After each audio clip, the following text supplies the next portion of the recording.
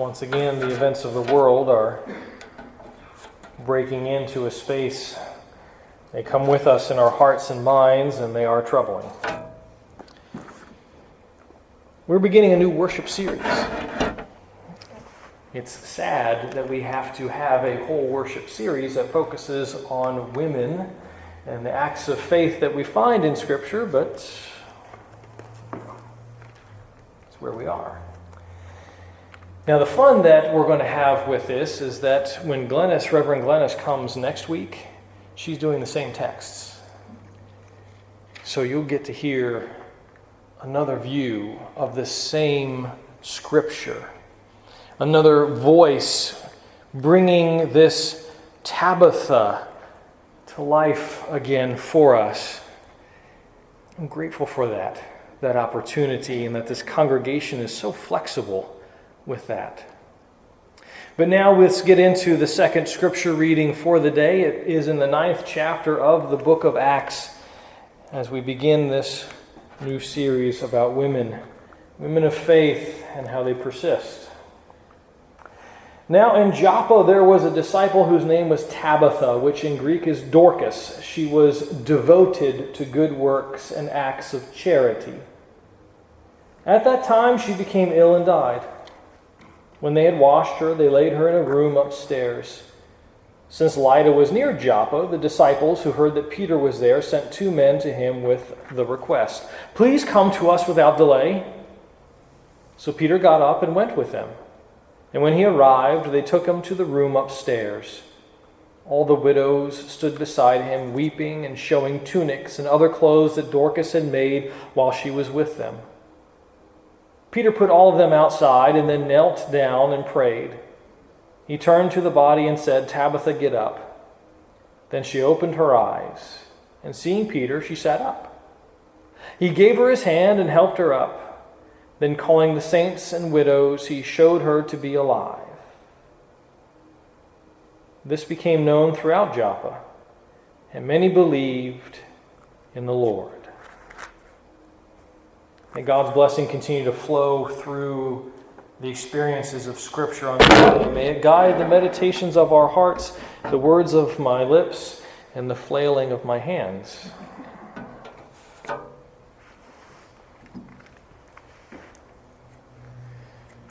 How do you begin a new series with something so important as talking about faith, and specifically a group of people that are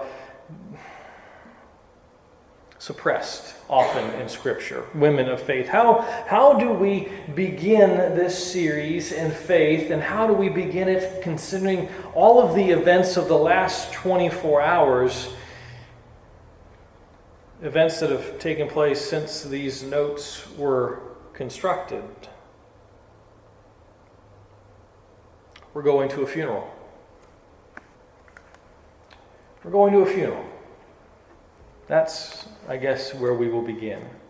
Now, Fred Craddock, beloved, possibly even sainted disciples preacher, who I found out at General Assembly, there's a generation that doesn't know him.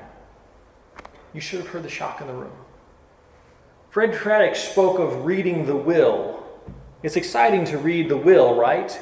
Because when we read the will, what we have lost becomes a hope of what we are going to gain. We're not reading a will. We're going to a funeral. We're going to a funeral, and we are bringing with us everything that's caught up with that. All of the grief, all of the mourning that is there, the sense of loss. Not that the person themselves is in any sort of pain or suffering or anything along those lines. It is a sense of loss that the rest of us that are still here are wrestling with. Lost opportunities to spend time together. Lost opportunities to bask in God's glow flowing through that person. The loss, the absence, the physical missing. We are going to a funeral. And we're bringing with us everything that is caught up in that. And having spent 12 years in North Carolina, when we would go to funerals, especially funerals of women, we would hear a lot about good Christian women. So we're going to a funeral, and even though Tabitha would not have been called Christian because no one was really called Christian much at that point, in eastern North Carolina, by golly, she would have been called a good Christian woman. So we're going to the funeral. Funeral of a good Christian woman. And we're going to Joppa. Joppa's nice this time of year. Not too hot, not too cool. It's seaside. Yeah, that's nice. I like going to the seaside this time of year, even for a funeral. Joppa was a major Jewish city. It had been a major Jewish city since the Maccabean revolt, 160 years before Jesus was born, let's say. Ballpark. It's not going to be on the test when you get to heaven, but, helps us understand. And it will remain a major Jewish seaside community until the revolt against Rome, when Joppa is destroyed utterly in 66. 35 years-ish after the crucifixion and resurrection of Christ. Yeah, we're going to Joppa for a funeral of a good Christian woman. Yeah. Now, Tabitha was beloved, is beloved in the community. Probably wasn't her name, though. Tabitha. Tabitha is a nickname. And the fact that you have a nickname in a community that everyone calls you, that's a good sign. If you've got a nickname, then the people know who you are, because we get nicknames for good reasons, right? It just makes it hard for the pastor when they go to the hospital to look for you if all they know is your nickname. So if any of you are under an alias and you want me to come, make sure I know how to find you. But Tabitha is a nickname. It's a nickname that reveals something about this woman of faith, because it was a nickname that was common among the enslaved population in the ancient Eastern Mediterranean world. This name that means gazelle. Now, she probably wasn't still enslaved, but she probably was a freed slave, former slave. She had either been able to purchase her freedom, or after a period of servitude had been given her own control again over her person, as much as a woman can have in that society. And she served. She continued to serve. We know that she is a woman of means, but maybe not a woman of great wealth. Because if she was a woman of great wealth, she wouldn't have been weaving cloth herself. But we know that she had a household. Yes, Tabitha, this wonderful name for this good Christian woman. A servant's name. It all seems to fit. We're going to a funeral.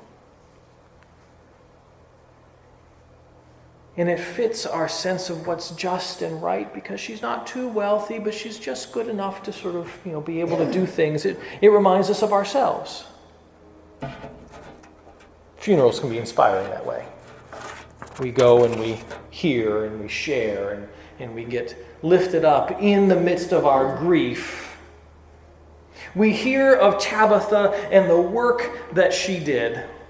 The people she worked with. She worked with people who, as Scripture points out over and over and over again, are a group of special concern to God.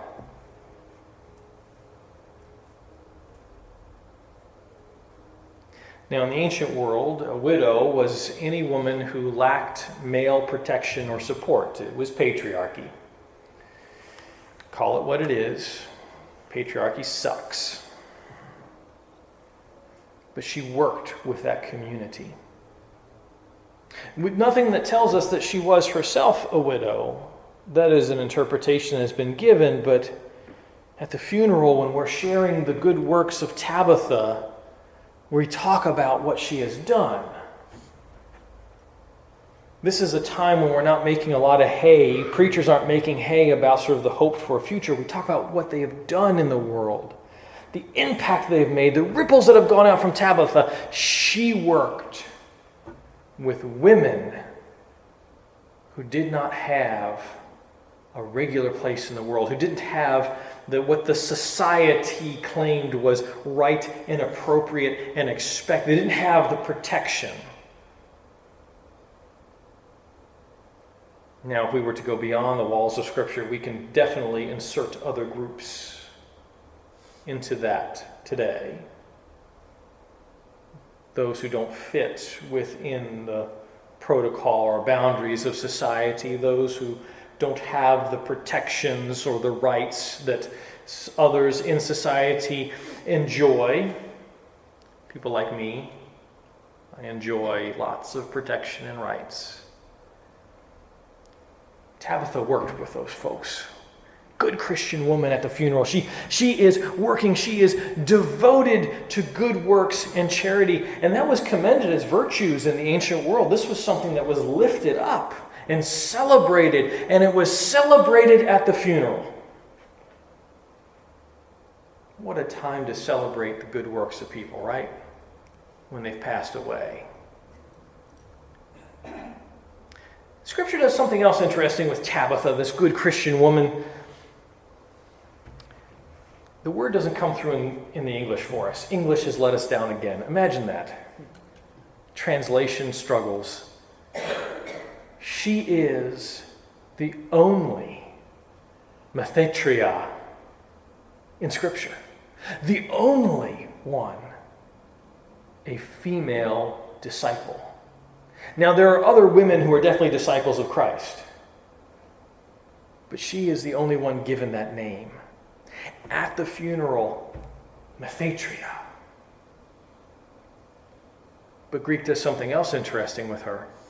This woman who is filled with good works in her lifetime, it uses the indefinite article. A Methetria. Not the Methetria. A Methetria. We get this feeling that Tabitha's work in this community has created a whole body of disciples of Christ. And those women are active in service because that's what disciples do. They are students and they are disciples and they are serving. Good Christian woman. Good funeral.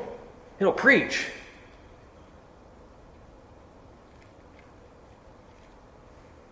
Had to be hard to be first.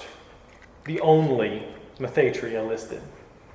I mean, Tabitha, just from her name, we can sense that she didn't have the smoothest road that she traveled. And now she is lifted up at her funeral as this paragon. She's put on the pedestal. Methetria. She is the thing we all aspire for. She had to live up probably to a higher standard than her male colleagues. She was so full of good works. She was a good Christian woman. Gone before her time, we might even say. She changed the world. And I've noticed the change now that she is gone. Dying is a human rite of passage. A pause. A comma.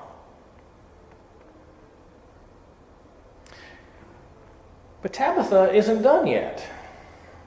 It would appear that Tabitha's good works are not complete.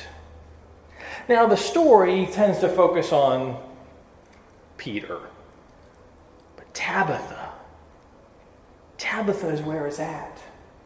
She connects us to other miracles and resurrection stories throughout Scripture.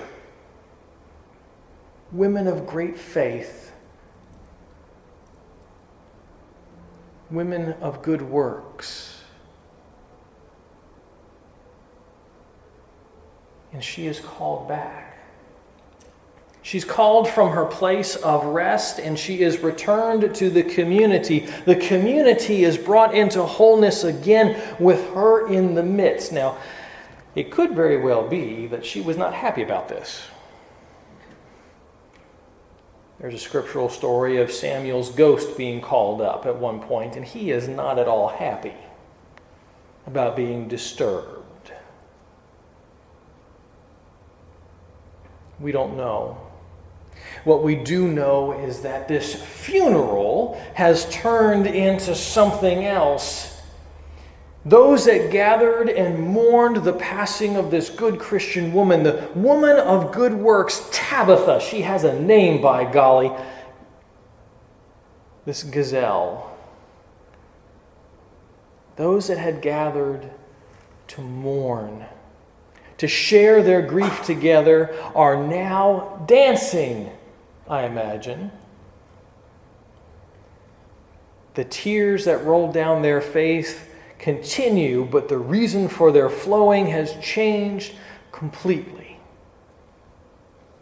It turns out that even in illness and death, Tabitha persisted. She persisted in her faith, and the community persisted in its faith, even in the midst of grief. And God, in this instant, returned Tabitha, restored her. And I do not doubt, like many other women who have been lifted up in Scripture, that when she got up from her deathbed, she went back to work. I'd like to think she got a vacation, a little time off. But I do not doubt that when she was ready, as soon as her strength was back, she looked at the community around her and said, "Let's get stuff done." Tabitha, a woman of faith who persisted, a saint, a paragon, a human being, someone to remind us of what it is to be a disciple of Christ, that we might better be church today.